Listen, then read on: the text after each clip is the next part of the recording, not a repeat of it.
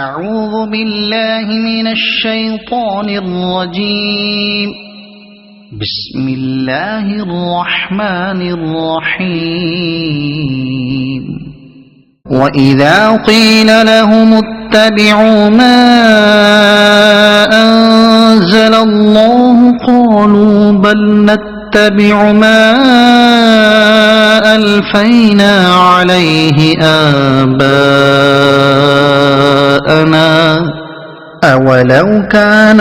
آباؤهم لا يعقلون شيئا ولا يهتدون.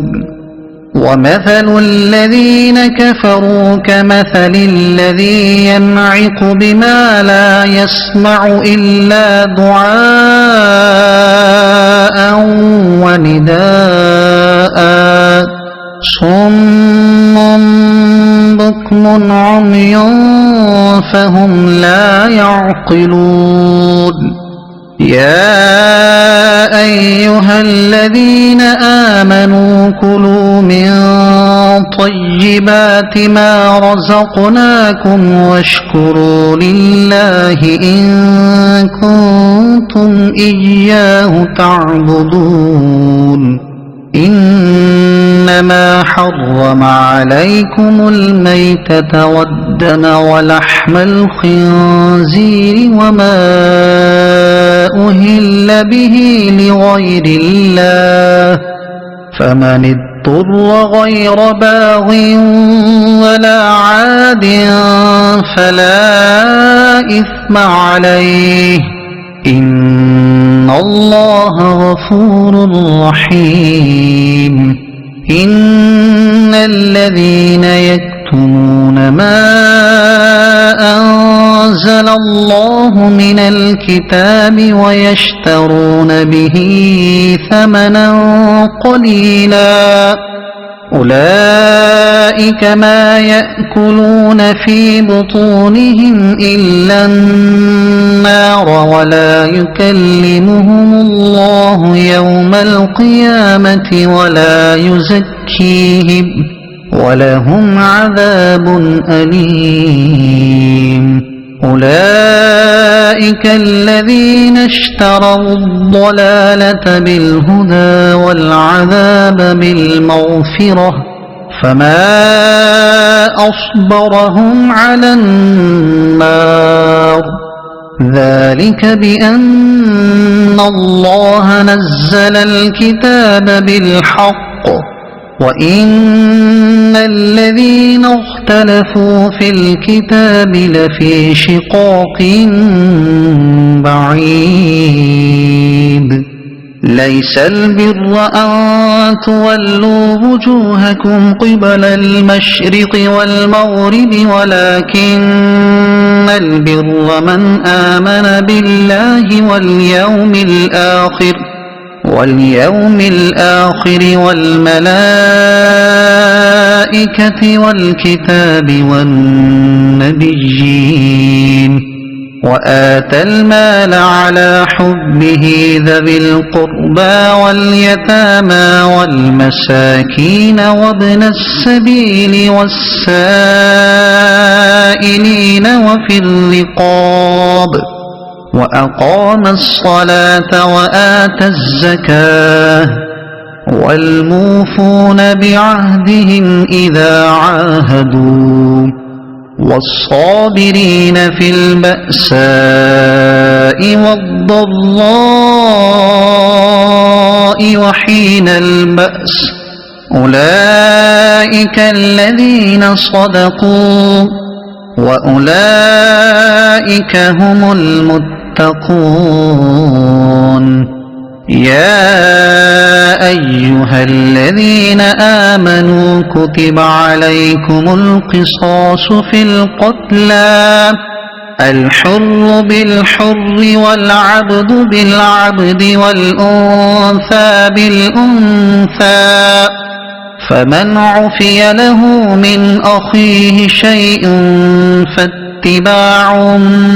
بالمعروف وأداء إليه بإحسان ذلك تخفيف من ربكم ورحمة فمن اعتدى بعد ذلك فله عذاب أليم ولكم في القصاص حياة يا أولي الألباب لعلكم تتقون كتب عليكم إذا حضر أحدكم الموت إن ترك خيرا الوصية للوالدين والأقربين بالمعروف حقا على المتقين فمن بدله بعدما سمعه فإنما إثمه على الذين يبدلونه إن الله سميع عليم فمن خاف من موص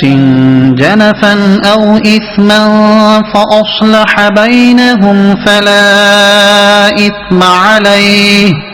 إن الله غفور رحيم يا أيها الذين آمنوا كتب عليكم الصيام كما كتب على الذين من قبلكم لعلكم تتقون أياما معدودات فمن كان منكم مريضا أو على سفر فعدة من أيام أخر وعلى الذين يطيقونه فدية طعام مسكين فمن تطوع خيرا فهو خير له وأن تصوموا خير لكم إن كنتم تعلمون شهر رمضان الذي أنزل فيه القرآن هدى للناس وبينات من الهدى والفرقان فمن شهد منكم الشهر فليصمه ومن كان مريضا أو على سفر فعدة من أيام أخر يريد الله بكم اليسر ولا يريد بكم العسر ولتكملوا العدة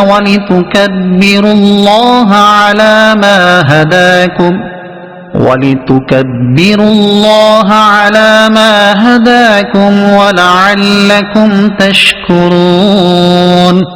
وإذا سألك عبادي عني فإني قريب